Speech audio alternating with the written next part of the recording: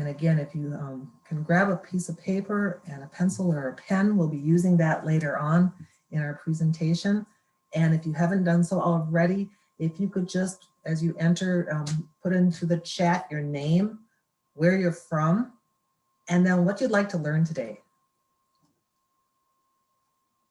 I'm just reading Amy's comment from Freeborn County. Hi, Amy. How can this fit into 4-H programming? So absolutely. Great to have you here today. My name is Kelly Kunkel, and I'm an extension educator in health and nutrition with the University of Minnesota Extension. And I'm here today with my colleague, Mary Schroeder. She too is a health and nutrition extension educator. I'm based out of the Mankato Regional Office in Minnesota, and Mary is based out of the Marshall office in Minnesota. And we're happy to be here today, and we're happy to have so many people participate in this webinar on quick meal ideas. So for today, what we'll do is we'll discover some quick meal ideas. We'll explore strategies to help with menu planning, and we'll identify resources to help stretch your food dollar. And so now I'm going to turn it over to Mary Schroeder. Yeah, so welcome. It's nice to have such a wide variety of people here today and from all across the nation. We're excited to share some different ideas with you, but also give you a chance in a little bit to share some ideas of your own too that other people might benefit from. A lot of times someone mentioned they kind of get in a rut of doing the same thing all the time. And they do say we have about 10 to 15 meals most people make on a regular basis. So hopefully we can share some of those different ideas and you'll be able to add some new things to your list of quick meal ideas. And a lot of times it might be things that you have had many, many years ago and you have just totally forgotten about those meals. So we'll be sure and share some of those different ideas with you too today. So next slide.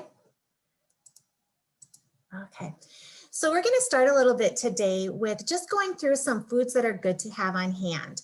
So when we talk about quick meals, you can have the quickest meal that you could ever think to prepare. But if you don't have the foods available to make it, it's not going to be quick and it's not going to be something that you can do. So it is really helpful to have some basic foods to keep on hand. And so the first group I have is kind of some different things related to fruits and vegetables. So both with fruits and vegetables, it's nice to have a variety of fresh, frozen, canned, and dried fruits and vegetables available. A lot of times we always think that, oh, everything has to be fresh because fresh is healthier, but that isn't always possible. For example, I live about 25 minutes from the closest grocery store with fresh produce. So for me, it's not practical to always have that fresh produce available because I try and do my shopping about once or twice or once every week or two. So I can't always have the produce available at its peak freshness. So it is nice to have a variety of canned and frozen fruits and vegetables available. A couple tricks if you are using some of those canned goods, especially if you are using canned vegetables and you can't buy them low sodium, make sure that you rinse them off a little bit in a colander, and that's going to get rid of some of the excess sodium that comes with the canned products. Same with the fruits and syrup.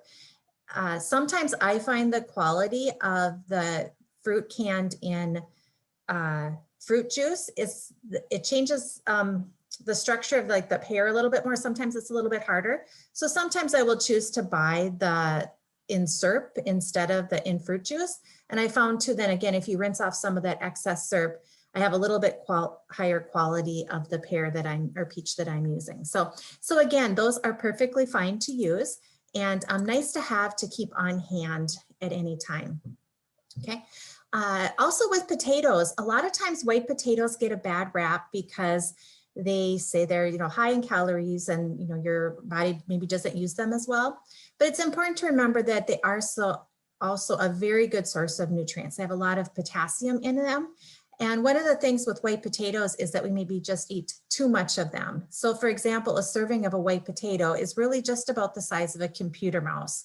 And if you think sometimes of the servings we have, especially like at a restaurant, they're probably 2, 3, some of them are probably even 4 times the serving size of what is really recommended. So again, it's the size and how often you use them versus it, being a completely bad food. So even though white potatoes are good, I'd encourage you to also try some sweet potatoes. Those are also nice to have on hand. And again, you can buy those fresh, or you can also have those available by canned. And really does add a little bit of variety to your diet. And because they're the nice orange vegetables, it gives you a lot of vitamin A, which is also very good. Okay. So next we're going to tackle some of the things related to some of the grain products that are good to have on hand. Bread is always good. A lot of people like the tortillas, a nice variety of different things. One thing, if you do buy bread ahead of time to keep and kind of to store a little bit, you're going to want to store it in the freezer versus the refrigerator. If you store it in the freezer, it's kind of going to maintain its quality much longer. If you just put it in the refrigerator, it's going to get really moist and it's going to mold more quickly than if it would be like in the freezer. And it just kind of changes the texture of it too, where if you put it in the freezer and then just make sure you take it out a couple hours before you need it, that's going to save the quality. And again, especially if you want to keep just a loaf in your freezer for those kind of emergency situations when you just all of a sudden ran out and can't run to get more, that is a handy option.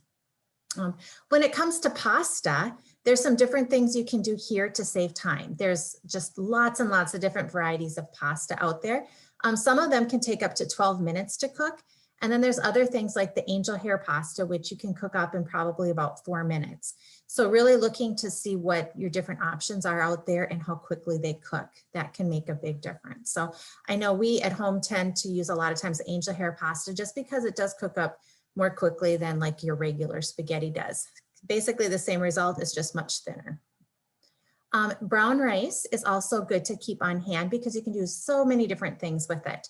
And because the brown rice has the bran still on the outside of the kernel, it does take longer to cook than white rice. So if you have just regular brown rice, it can take up to 45 minutes to cook. And to me, I think of quick diet meals as things like 15 to 30 minutes and definitely not 45 minutes. So brown rice regular is maybe something that you wouldn't, do unless you cook it up ahead of time. But this is where some of those instant rice products can come in nicely. The instant rice, it's just been kind of quickly par cooked. So it's cooked and then it's been dehydrated. So it's going to cook in about 10 minutes instead of the 45 minutes. So that is a nice option for something that's really quick and easy to have available when you need it. One of the things to keep in mind though is you're going to pay a little bit more for that brown rice instant because it does have that extra processing step in it than the regular brown rice. You kind of have to balance out a little bit. It's like, do I want to have something that's quick and easy and maybe pay a little bit more? Or if you're really good about planning ahead, you can make sure that you're planning ahead and have that rice so you can allow enough time to cook for it. So next, okay. Now we're going to talk about some of the protein foods. Eggs are really nice to have on hand. They are a wonderful source of protein. And right now they tend to be a little bit less expensive than some of your other protein sources. And you can do such a variety of different things with eggs. A lot of times we think of things, like your scrambled eggs, poached eggs, fried eggs. But remember, you can also use eggs in things like quiches, egg bakes, and frittatas. So a nice variety of different things you can do and still incorporate a variety of different like vegetables in with it too. So definitely keep eggs in mind for something that's quick and easy to do. Canned beans are a nice option to have. Again, you just open the can, you don't have to soak them overnight or, allow extra time for cooking. They're quick and readily available. And you can do, again, a variety of different things with the canned beans. You can do anything from making a salad to it to cooking in a soup or a stew, just a wide variety of different things you can do with the canned beans. And again, you probably want to rinse them off to get rid of some of that excess sodium before you use them. And I'd encourage you to try different kinds of beans too. I know I tend to use a lot of kidney beans and black beans, but remember there's like pinto beans, northern beans, lima beans, all those butter beans, a variety of different things that you can get that are canned. Okay. Also, I like to mention too, we have the canned meat and fish available. And those are also really good to use when you're in a hurry because you don't have to cook them ahead of time. They're just open the can and you can go ahead and use them. So those are nice to have. So you have your canned chicken, your canned tuna, canned salmon, all really nice options. And you can also keep some frozen meat available in the freezer. This is handy. Again, you're going to want to make sure that you kind of plan ahead of time to make sure you have time to thaw it out so that you can use it. Some people will even, if they have a little extra time, they might take some of the ground hamburger and brown it up ahead of time and then refreeze it. So that is also another option. And then you can just put it in your casserole or whatever it is that you're using, and you can save that step of not having to actually brown it ahead of time. So next. And the last group we have is the dairy group, and cheese, just like eggs, makes a nice thing to have on hand. It's quick and easy to do. You can do grilled cheese sandwiches with it. Again, you can use that in things like your egg bakes, and it's just a nice protein source that's quick and easy to use and really easy to keep on hand. Yogurt is also a nice option, the whole variety of different flavors and varieties out there now. And also keeping milk on hand if you choose to drink milk or use some of these dairy products. Fresh milk is what most people think of. I'd also encourage you to maybe keep some dry or shelf stable milk on hand, because those are really handy if you're trying to make something for a meal and then you discover you ran out of milk. Then you can just make some dry milk up and then you can continue on with your recipe. And like I said, we live about 20 minutes from a grocery store. We do have something local where we can sometimes go and buy something, but for the most part, it's like if we run out of milk, we're kind of out of luck. And so we will keep some dry milk on hand. And we've actually found that some of our recipes, we like better making it with the dry milk than we do with the fresh milk. So again, it's nice to have on hand for those quick meals when you run out of regular milk. Next slide. Okay. There's some other things that are nice to have on hand too that you can just kind of use to make some of the quick meals. Things such as spaghetti sauce and salsa and your different soups, broth, and bouillons. Those are all different things that you can add to dishes to kind of change their flavor, change their texture, and just again, to make some meals a little bit more creative. And same with like seasonings and condiments. The list we had was just kind of main food groups. But again, a nice variety of seasonings is helpful, and condiments such as maybe like your ketchup or your mustard. If you like salad dressings, mayonnaise, those are all different condiments that you can add to things to really change the taste or flavor of what you're cooking. Next slide. Okay, so now we're going to do a quick activity called a mix and match casserole. But before we begin this activity, I just wanted to mention one thing with kind of some nutrition recommendations. The new dietary guidelines just came out, and one of the things that they're really trying to emphasize is that, you know, you can really, there's no one right or wrong diet. It's really what works well for you. And you really want to make sure that you're keeping your personal preferences in mind and, you know, what you like to do and what some of your cultural traditions are. So as we go through some of these different things today, feel free to adapt them. You know, if you follow a vegetarian diet, you can certainly replace some of the meat options that we have for things such as beans or tofu. Or if there's other foods that you just don't care for, know that you can always make those different changes. And that's what's kind of nice about some of the new recommendations, is they're much more flexible with different people's backgrounds and personal preferences and tastes. So, but we're going to go ahead and do this mix and match casserole. And we're going to do this as an activity. And it's actually something, if you don't know what you're going to have for dinner this evening, you can use this mix and match casserole and you can have your dinner planned out for you tonight, and you'll have a quick idea for when you are ready to make your evening meal tonight. So as you go through it, you might even want to think about what's in your pantry and how you could maybe do this mix and match casserole. So do you want to pull up the first group, Kelly? Okay, so what we're going to do is I have a variety of different kind of categories here that we're going to select. So our first one is a starch. So what I'd like you to do is pick a starch out of this group. So either pick like pasta, brown or white rice, or potatoes. So pick one of those and write that down on your piece of paper. Okay. And the next group, Kelly? Next, we have the protein. So you're going to want to select one of these protein groups. It could be like ground beef, chicken, ham, turkey, pork, or beans. Or you might want to go to your canned fishes like your tuna or chicken or salmon.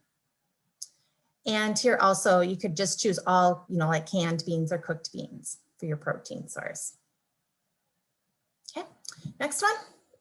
Then we're going to choose a vegetable. So you can choose frozen vegetables, or you can choose canned vegetables, or you could choose fresh. And the neat thing about this is it doesn't have to be all of one. So if you don't want to use a 10-ounce bag of frozen vegetables, you might say I'm going to use half a bag of peas and half a bag of corn. So however you would like to do it, you can again mix and match. Next. Then we're going to have something that's kind of going to be our binding agent. So typically that is some type of sauce. The cream type soups work well for this. So you can pick like a can of like maybe cream of chicken, cream of mushroom, cream of celery, whatever you might like to do. And it's important to note too, we're using like the cream soups, but if you prefer, you can certainly make like your own white sauce. Just look up a white sauce in a recipe book if you're trying to maybe limit some of those cream soups that you use. And that's also a nice option just to make your own. Or you can decide if you don't want more of that cream, you can also use like a tomato juice to kind of give you the sauce. Next. And then it's nice to add some additional flavor. So things such as chopped celeries, chopped onions, any favorite seasonings that you might have in your cupboard, and then salt and pepper to taste. Okay. And with those celeries and onions, if you can certainly adapt the quantities of those as you would like, or if you just really don't like celery in your casserole, you can leave that out too. And then the last one, then we have our toppings. So this would be things such as cheese, or some people like to put, like dried crushed cereals on the top of their casserole just to give it a little bit of texture. And that's kind of an optional one, but again, it just kind of changes things up a little bit. So, okay. So does everybody have a casserole that they have come up with? See heads nodding. Are any of you going to make that for dinner this evening? So again, it's kind of nice and handy. And it is amazing how this activity works and how many different combinations you can come up with, and how I have yet to find one that hasn't worked. So the first time I did this activity, I was actually at a workshop where we had all these different foods available, and we had to pick them out of a hat to figure out what was going to be in our casserole. So Kelly, do you want to show them what was in my casserole? This is what my group picked. We had rice, tuna, canned peas, and cream of tomato soup. And I was thinking, this is going to be absolutely disgusting. This is going to be the worst casserole out of all the different groups. And I was not looking forward to it, but I was pleasantly surprised that it actually tasted quite good. Maybe something I wouldn't make again, but it was very acceptable. And again, just kind of showed how you can mix and match and come up with something really quick and easy. So that's what's nice about this concept, because you can really look what's in your refrigerator, what leftovers do you have that you want to get rid of, and make your own casserole. And it's really a fun way to do it. So Kelly's going to talk a little bit, a couple other options that you could do similar to this activity. Yes, absolutely. This works. This is a great formula for making a casserole. But what if you don't want to make a casserole? You can use the same formula, the same recipe for making a soup. Just increase that sauce, maybe adding more water or more milk, more tomato juice, or adding a broth. You could use vegetable broth or beef or chicken broth and make it more of a soup base, and it works the same way. Another really popular thing right now are bowls. And so you could use this same recipe to make a bowl. You've got your starch, so that's your good foundation for the bowl, your protein, your vegetable.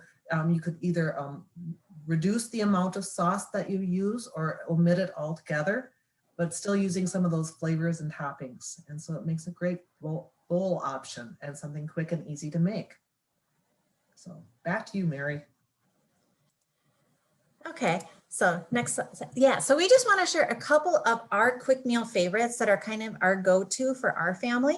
I have 2 teen daughters at home, and so right now especially we're kind of going a lot of different directions, so it's nice to have some quick meals that we can quickly throw together. And this recipe up in the upper left-hand side is a bean burrito, and it's actually from Spend Smart, Eat Smart from Iowa State, and we're going to share this resource at the end of our presentation today. So you will have the link to get this recipe if you would like to have it. But the actual recipe calls for chicken in it. And we leave the chicken out just because that's one thing we don't have to kind of prepare. And we found we like it just as well with just the beans in it. So all we have to do is we open up a can of beans, we add a little bit of salsa sauce and some chili powder. And then we have our tortillas, and you just mix that all together and you put it on your tortilla. You roll it up, you put it in the oven for about 15-20 minutes, then you add a little cheddar cheese on the top, and then you have a really quick, delicious meal that's very, very easy to do. And it's all foods that are shelf stable so that it's something we can, again, just really do quickly if we're in a bind and need something that we can just throw together quickly. And I also like it because when my kids were younger, it was something they could very easily make themselves if I wasn't at home or they were kind of in charge of the meal that evening. So that's kind of a nice one. Another one I like is also kind of similar. It's kind of more that Tex-Mex theme with a meal. But a lot of times what I like to do is just take some rice, whether it be instant rice or rice that I have left over, and add a little bit of chicken bouillon to it. And then really just kind of see what else I have in the refrigerator. A lot of times I'll maybe have some leftover black beans from something. I can dump those in. Just a little bit of maybe salsa sauce I want. Sometimes I leave that out because I want more of the chicken flavor. And again, just add some vegetables and a little bit of cheese. And again, it's a quick, easy thing to do. It never probably tastes the same twice because again, it really just depends upon what I have in the house, but I do like that. And also it is kind of a family favorite. So Kelly's going to share some of her family's quick meal ideas. Thanks, Mary. Yes, here's some of my family's favorite meals. And I have 3 children. They're all adults and out of the house now, but some of these were some of the favorites that they had. And that first one is spaghetti. And I use the whole wheat angel hair pasta because it's quick and easy and it cooks up very, very fast. And, spaghetti sauce or tomato sauce is something that I always have in the cupboard and so it can use. It can be vegetarian. It could be just chock full of vegetables and no meat at all, some variety. And sometimes I didn't know who was going to be in the house for a meal. Some friends might be over. And so I could add or subtract according to how many people my children invited into the house to eat for an evening meal, which was always so nice. Now, I know somebody mentioned, there are some challenges. Now it's just my husband and I in the home. And so sometimes cooking that spaghetti becomes a little harder because there could potentially be a lot of leftovers. So now we still make the spaghetti using the whole wheat angel hair pasta, but I'm very cautious about how much pasta I use. And then I'll take and freeze half of the spaghetti sauce for later on. And then I can take it out as I need it and then cook up another batch of spaghetti. Or I'll make a larger batches of both, and those will be the lunches for the rest of the week. And that works out well too because it microwaves very well and can be reheated. Second meal that I like to make that's quick and easy. Mary talked about having eggs on hand. That's something that I always have on hand or try to have on hand as a fried egg sandwich. That's something that I can put on a toaster, an English muffin, or even a tortilla shell. And it's something that's very quick, very easy. I like doing that, especially when I'm home alone at night. And that's something that I want to eat. There's nobody else in the house. And that's something I can do very, very quickly. It's also probably one of the first things that my children learned how to cook in the kitchen at first with parental supervision. And then later on, they were very proud that they could make their own egg sandwich, with some supervision. And then the third meal that I'm going to mention is macaroni and cheese. That seems to be a children's favorite, and that was one of my children's favorites. And there are times when it's a very good, quick meal to have. And I would try to add things like canned tuna or salmon or canned chicken that I would have available, and then maybe a vegetable as well. Sometimes I would add the broccoli to the macaroni and cheese. Sometimes it would be a vegetable on the side. But those are my 3 go-tos for quick favorite meal ideas. Good, thanks for sharing, Kelly. And as I mentioned before, it's good to really figure out what works for you in terms of quick meals and meal preparation.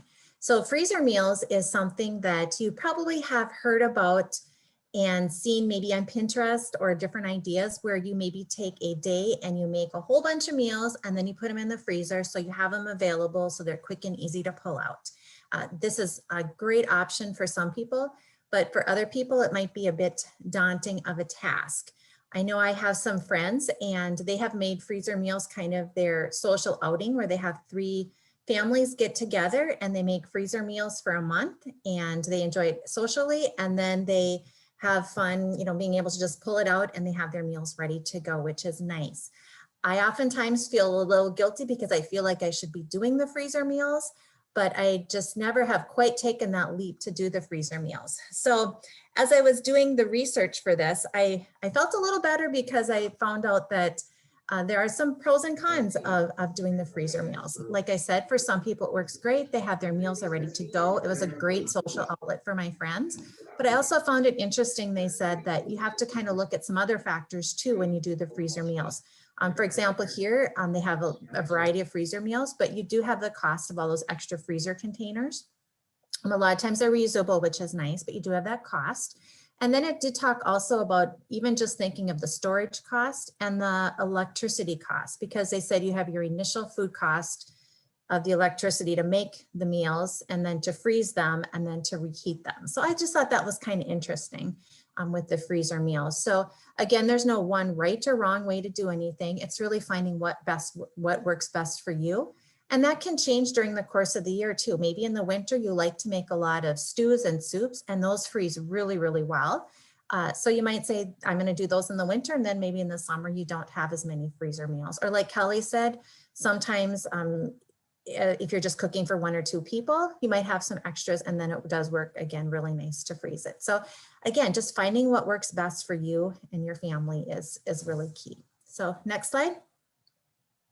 As I mentioned, in terms of finding what works best, sometimes the quick meal might be like a takeout or a meal kit, and these are nice options. And if you do end up doing takeout, just again, making sure you're getting a nice variety of foods, making sure you're getting the fruits and the vegetables and some type of calcium source, whether it be dairy or something else, and adding those things to the meal if they aren't already there.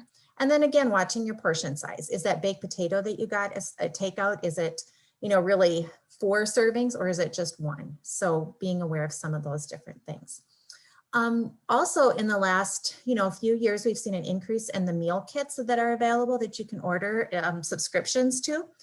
Those again are nice options. They come with everything available. Like they come to your door and you just basically, follow the recipe and then you have your meal ready to go. So you can skip a lot of the prep work, which is helpful. So for a lot of people, it maybe costs them a little bit more initially, but because they're saving some time, that might be of a value for them. So with both the takeouts and the meal kits, you have to kind of look at, the time versus the money. Some people maybe have more money, less time. Some people might have more time, less money. It just, again, find what works best for your family, but knowing that, again, there are options out there for you to try. So next slide. This is where I'm going to turn it over to Kelly to talk about menu planning, because you can have all the quick meal ideas, but a lot of it really does go back to that menu planning. So Kelly's going to talk about that. Sounds great. Thanks, Mary. Yes, menu planning. Menu planning really can save you time and save money, but sometimes it can be so overwhelming. So we're going to take some of that fear factor out of menu planning for you today. And give you some tips and tools that might help you in your menu planning. So as I mentioned earlier, if you could break out your paper and your pen or pencil, now is the time to do so. And we're going to time you. We want you to take 1 minute to write down foods that you like to eat. So you can start now. 1 minute. In cities 23 degrees. Now, a normal high for this February 2nd would be 25. It was pretty average. It's cold in Twin Cities, 32 below.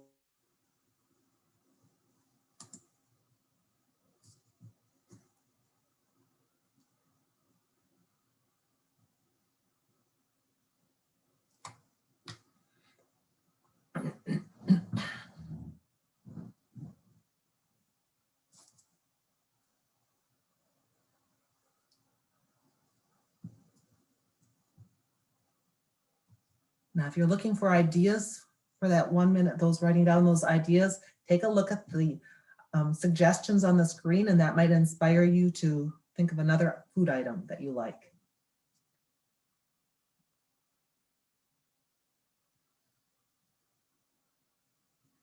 5, 4, 3, 2, 1. All right, stop. Did you get quite a few ideas?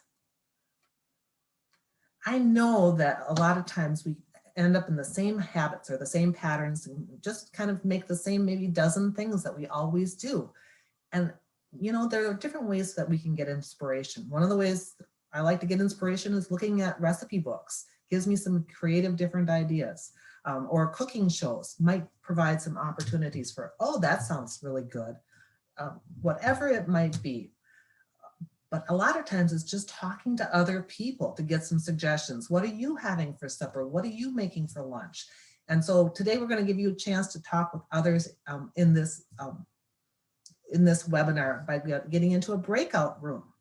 If you've not been into a breakout room before, what you'll see on your screen is that Kelly Kunkel or Mary Schroeder will be inviting you to join a room, and then you'll hit that blue button and join.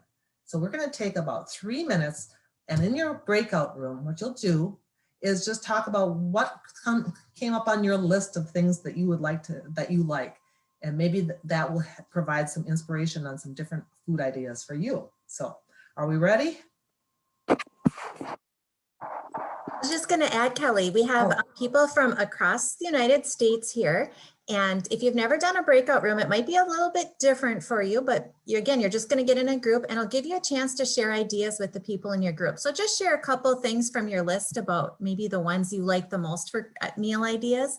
And it'll be fun to hear what you learn, especially when we have meals from different parts of the country. So again, if you haven't tried it before, it's a chance to try something a little bit different to go into the breakout rooms. Thank you, Mary. And to be able to talk, you're going to want to unmute yourself.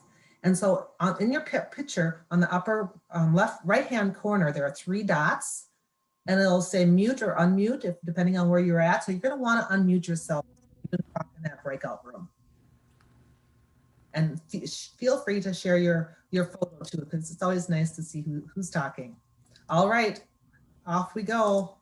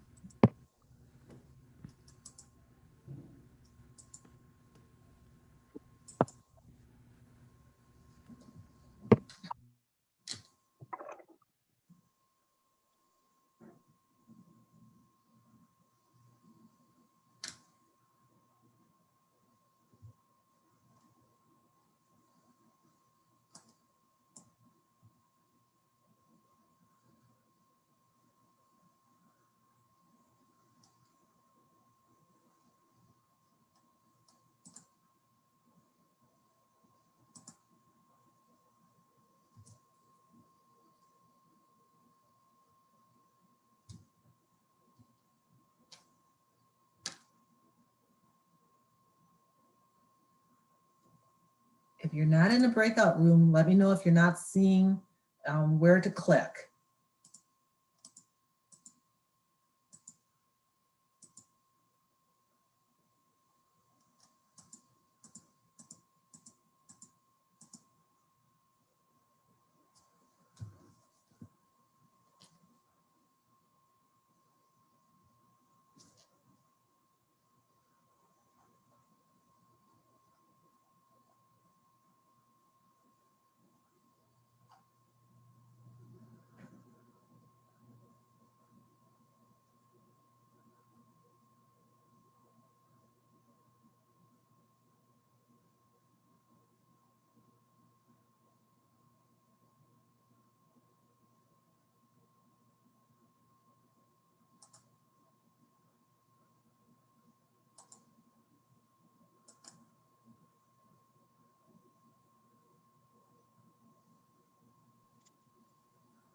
Am I in the room? I can't seem to join.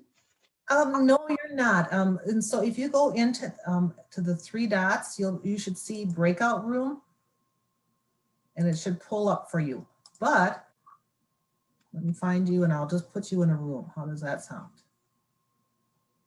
I have been assigned to breakout room number 6. Yep, Okay, so click on that. I'm gonna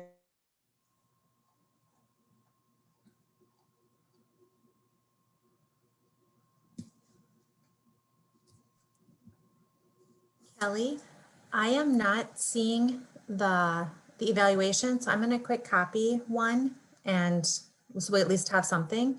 So I'm going to just be doing that while you're talking, but I can still menu quick, so. Sounds good.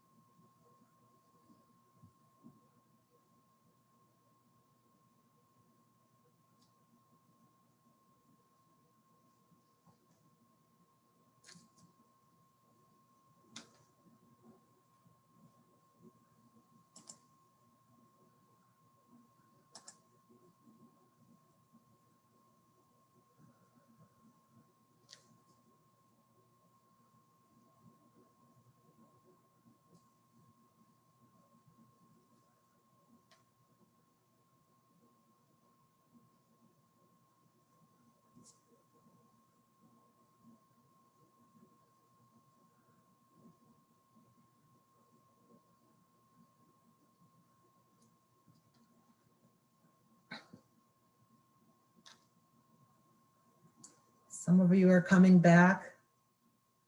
We'll close in 1 more minute.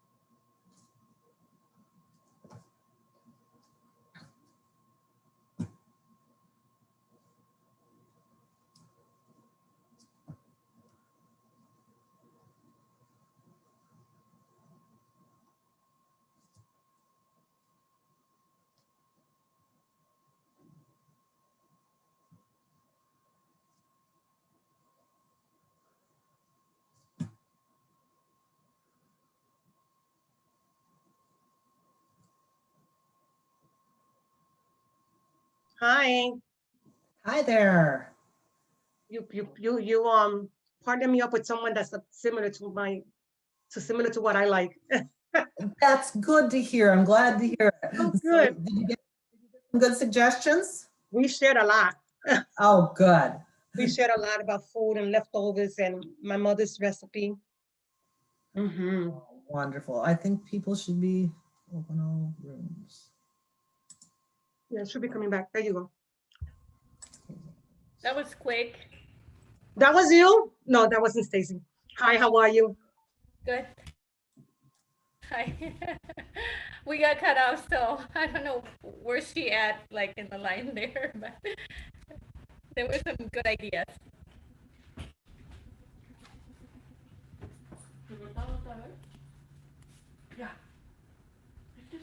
Well, it looks like everybody's coming back. Great. So you got some good ideas for cooking and some good suggestions for new meals to try.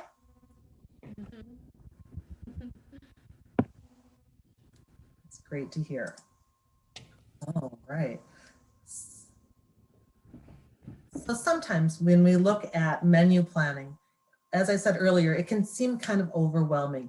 If you've ever been on Pinterest, you know that they've got these glamorous menus and different books on ways to do menu planning, or you can go online and get all kinds of different suggestions or ideas. And I don't know about you, but I just can't do a menu plan like this. It would be just too overwhelming and too fancy. So I have to tell you, my menu looks a whole lot more like Mary's menu here. where sometimes it's on the back of an old envelope. And I'm just writing down some of the key things that I want to make sure that I have for the meal. Mary, do you want to share a little bit about your menu planning? Yeah, so I work in the area of nutrition, and for the most part, I try and do menus, but I will say sometimes I don't end up doing menus just because I kind of get in a rut and kind of forget to do them for a while. And I know if I do menus, I really eat better, our family eats better, and I don't have that last minute panic. So for the most part, I really try and do menus, but mine are not fancy menus. I usually just take a piece of paper like I have here, and I just do the main entrees because I actually just do the main, our evening meal is our bigger meal for our family. So I just kind of focus on the evening meal and then the main entrees. And I just know I have a variety of different fruits and vegetables available, so I can kind of mix and match throughout the week. But by having the entrees, I kind of know, are there meats I need to take out?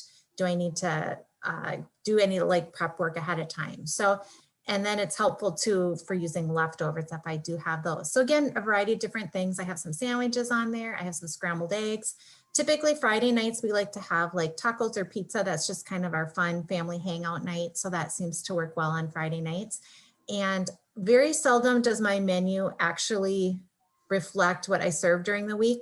A lot of times I decide, okay, I'm really not in the mood for chicken parmesan, or I had to work late, so I'm going to do the scrambled eggs instead tonight. So, but just having that initial plan, I find really helps, because I can then mix and match a little bit. And again, I have, especially if it's a meat that was in the freezer, I have it pulled out, and I can always do something different with that ground beef instead of tacos if I choose to do spaghetti or something. So yeah, that is what works well for me.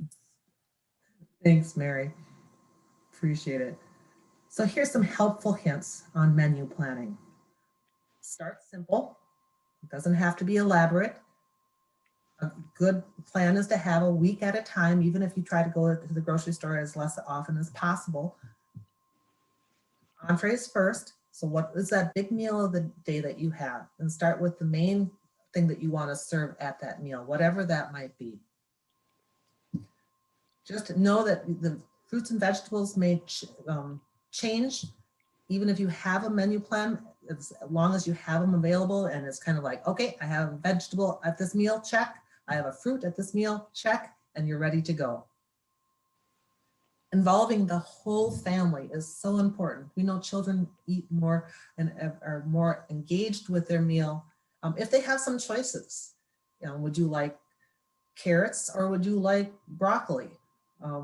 Those open-ended questions really help. If you have a question like, would you like a vegetable? The answer might be no. So making sure that you just get the kids involved, get them cooking, let them try things that are age appropriate for them in the kitchen, can really inspire them to eat what they're making.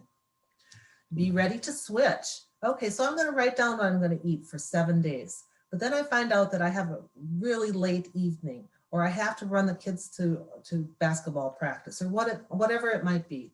Being flexible enough to move Tuesday to Thursday or Tuesday to Friday as a meal option is really important. But I know that I'll still have all of the ingredients I need for that meal later on. And then save your menus. Once you've got them written out, you can use them again and again and again. You can always put something else in.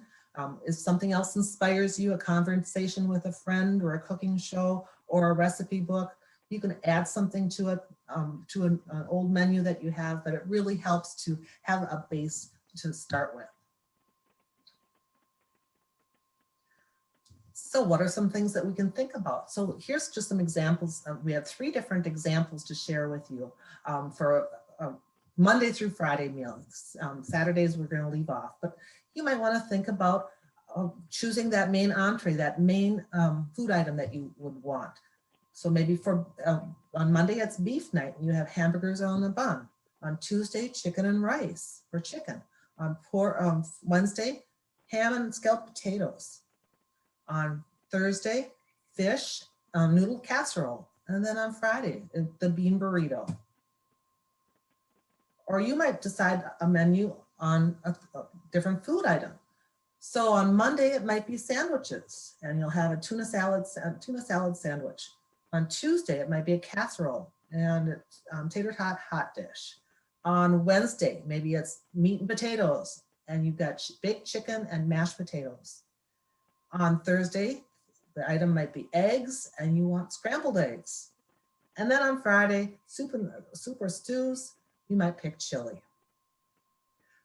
The third menu we want to share with you is going with a theme. So on Monday, you might have a meatless Monday, and it might be grilled cheese sandwiches. On Tuesday, it might be Taco Tuesday, and you have chicken tacos. On Wednesday, breakfast for dinner, and you'll have French toast.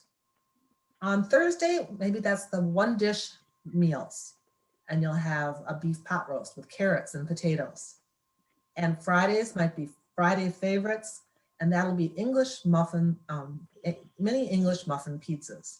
And with that, your children can get involved with putting the toppings on the English muffins. So there's different ways that you can look at how to plan your weekly menu.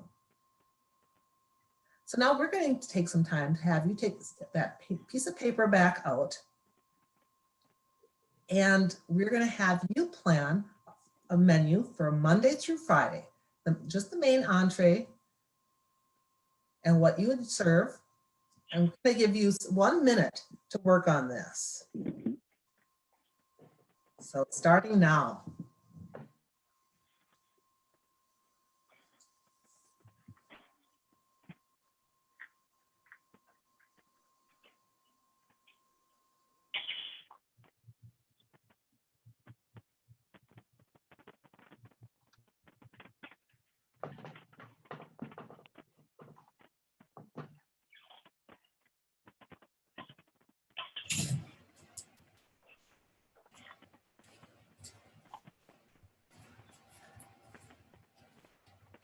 Actually thought he was sitting up there this whole time. And if you could please mute yourself, we're hearing some background noise.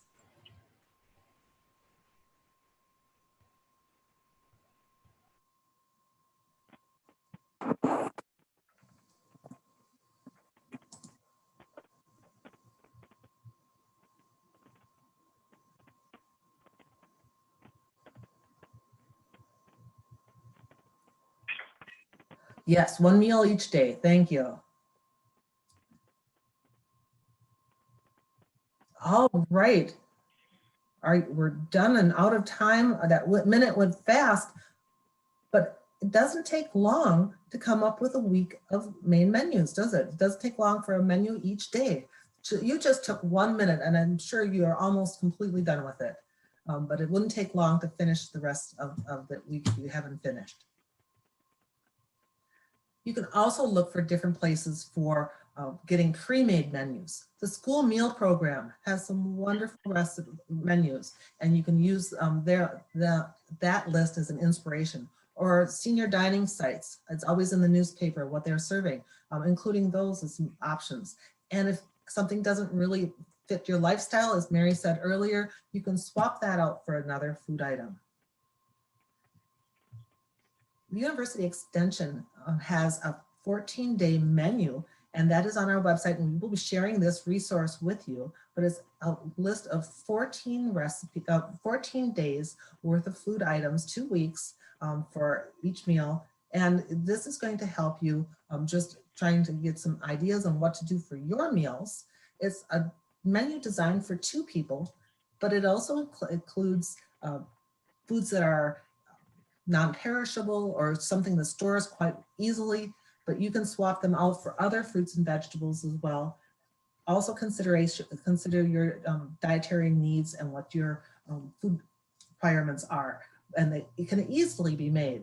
But in addition to the menu that you see here, you'll also find a shopping list for all of the things that you need for that food, those 14 days. As you go through, just making sure to check off what you've already got in your pantry so that it'll leave you with a list of the things that you need to buy. In addition, it has 15 recipes that go along with it. The recipes are usually for 4 to 6 people, but in the menu, we plan on leftovers or do-overs. And that's a really important feature that we can all consider is making sure to have those little extras, either by freezing it or eating it within the time frame. Another great resource for you is the Real Life Good Food. And Real Life Good Food with the University of Minnesota Extension is a website that we have that includes recipes and cooking tips and physical activity ideas for healthier eating. And you'll really appreciate this website, I think, because if you go in, it'll ask you for some demographic information one time, but then it'll always let you into the site. You might just need to refresh. And so going in, you'll find some great resources for you on menu planning as well. On Thursdays, we have Cooking Connect, and that's with Cooking Matters. And this is a class that you can take, and it's a YouTube class. And so you can watch it at any time, but it is live and you can watch them make a different recipe each week. And I see where's the link, and we will be sure to send this to you in a follow-up email, all the different links and resources that we're talking about. Mary mentioned Eat Smart, Spend Smart, Eat Smart, and that's from our neighbor to the south, from Iowa State University Extension and Outreach. And we love this website. It has some wonderful information about planning and shopping and some suggestions on how to do some menu planning, things that you need to consider about menu planning, knowing the layout of your grocery store, trying to do a 7-day cycle if at all possible, making a grocery list, checking your ingredients to make sure they're on hand, and then looking at sales flyers and circulars. For example, I know for me in my area, that all of the grocery store flyers come out on Tuesday, and that's often the day that I will consider going and doing that menu planning, because then I'll know what's on sale for the week and what I can put into my menu. It also has some videos and some blogs, and we love the recipes. Mary, if maybe you want to just share a little bit about your experience with the recipes. Sure.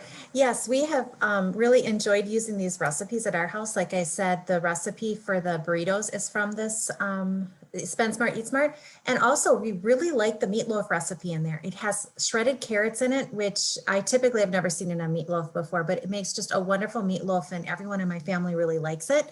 I have a lot of my colleagues too who have used this recipe site a lot. They have a monthly calendar that comes out, or yearly calendar that comes out. And we have maybe only found 1 or 2 recipes that we haven't liked in probably 10 years I've been going to their site and using their resources. So a wonderful one to use. They're quick, really very few ingredients, and they're very common ingredients. So I'd encourage you to check that one out. It's helpful. Thank you. And we tend to eat with our eyes, and the pictures on this website are beautiful, and the pictures along with the recipes make them very appealing. Another great resource for menu ideas and inspiration is choosemyplate.gov, and they have a recipe section, and the recipes are generally very good, and they are oftentimes rated, as you see here. And I like the feature that you can search by an ingredient. So maybe in the summer I have just so much zucchini I don't know what to do with it. I can type in zucchini into the search bar and get all of the recipes that go along with that have zucchini in the recipe, and that makes it easier to take a look. So consider the USDA site choosemyplate.gov. Oops. All right, I'm going to turn it back to Mary. Yeah, I'm just going to spend a few minutes here at the end just talking about some different food assistance programs, because again, if you don't have the food available, it's hard to do those quick meals. So here are some different food assistance programs that are available for people who may be struggling a little bit to get the food on the table. So next slide, Kelly. And we're not going to go into these in depth, but I just wanted you to be aware of the different ones. We have the SNAP, which is a Supplemental Nutrition Assistance Program, WIC, and it's a good reminder that this is actually for children who qualify through age 5. A lot of times people quit using WIC at age 2, or when their children are 2 years old, but knowing that it can go up until age 5.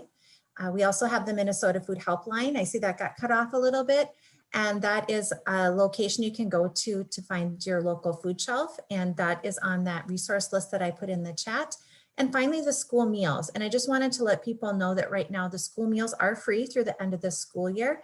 And even for children 0 to 4, if they're not, or 0 to 5, if they're not in school already, you can contact your local school and maybe arrange a time to go pick that up, because that is a really nice resource and great, especially if children are distance learning right now. So next slide. And also wanted to mention Bridge to Benefits. This is a nice resource, especially for Minnesota. It has a couple other states. It's primarily in Minnesota, however, and it does have an overview of all the different changes related to COVID-19 for the different programs, which is helpful. And it's more than just food. It talks about energy assistance, Head Start, some of the different programs that are available. And it has a quick screening tool on there, so a family can go in and see which programs they might qualify for. So again, it's just nice and quick and easy. And I really like how they have taken how all the different assistance programs have changed as a result of COVID-19. So next slide. So that pretty much wraps up what we have today. As we're finishing up, we'd like you just to think about a couple things just for yourself, because we know if you kind of write things down, you tend to remember it a little bit more. And we've kind of put it in a 3, 2, 1 wrap up. So Kelly, if you just want to show, if you just want to think of 3 things that you learned, 2 things that you plan to do, and maybe 1 new food you would like to try, and a quick meal idea. So if you want to, as we're kind of wrapping up here, if you want to write your quick meal idea in the chat, that would be great. And again, it just gives other people an idea of something that you might like to do or try. So next slide. Okay, we do have certificates of participation. So if you are taking this as a class that you'd like to use it for some of your professional development hours, we will send out an email to you. I have my email on there if you want to send something right now, and then I will make sure I get that certificate to you. Otherwise, in about 2 days, you'll receive a copy of the recording of this video along with a link to the handouts. And that will also have the information on there if you would like a certificate. It does take a couple days to get that email out because we want to do the transcriptions with the PowerPoint recording. So it does take it's not immediate, but we will make sure we get that out to you. So next slide. Okay, so then also in the evaluation, if you could just write 1 thing that you learned today and maybe 1 thing that you're planning to do as a result of today's webinar.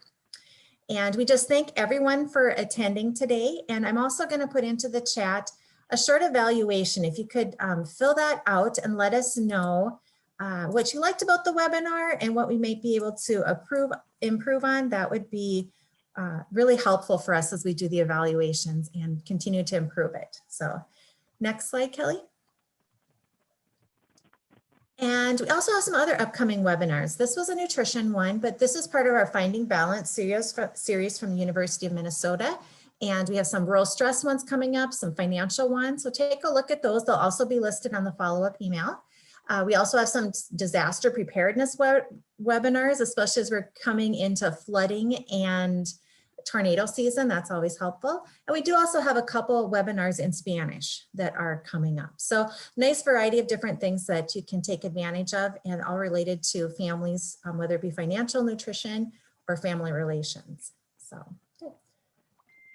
And finally, here's just some different ways that you can continue to engage with us and learn more information. What we do have at University of Minnesota Extension, we have a Facebook, Instagram, Pinterest, and Twitter, variety of different other things. And again, those will be on our follow-up email. So I believe that's the last slide, correct, Kelly? Yeah, so we have our final contact information. So let us know if you have any questions. We hope you were able to get a few ideas about the quick meals.